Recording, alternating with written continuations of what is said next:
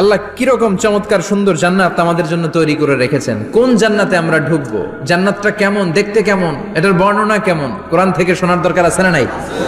শুনবেন শুনবেন, কষ্ট হচ্ছে না তো? আসুন আমরা শুনি আল্লাহ তাআলা জান্নাতের ভেতরে আমাদের জন্য কি নাজ নেয়ামত তৈরি করে রেখেছেন। আমরা মহাবিশ্বয় মহাগ্রন্থ আল কোরআন থেকে ধারাবাহিকভাবে আজকে শুনবো ইনশাআল্লাহ। পড়েন।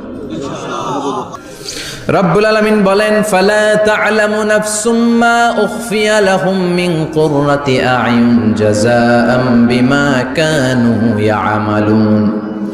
কত সুন্দর জান্নাত আমি তোমাদের জন্য প্রস্তুত রেখেছি, তোমরা কল্পনাও করতে পারবে না, কল্পনাতেও আনতে পারবে না। ফালা তা'লামু নাফসুম মা উখফিয়া লাহুম, কত সুন্দর জান্নাত আমি রেখে দিয়েছি, পৃথিবীর কেউ এটা বলতে পারে না।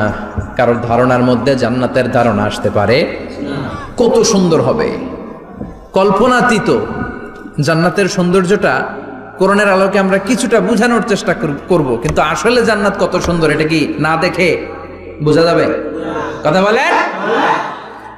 বুখারী মুসলিমের বর্ণনা মানে মুত্তাফাক আলাইহি, বিশ্বনবী বললেন, রব্বুল আলামিন ঘোষণা দিয়েছেন, আ'আদাতু লিইবাদি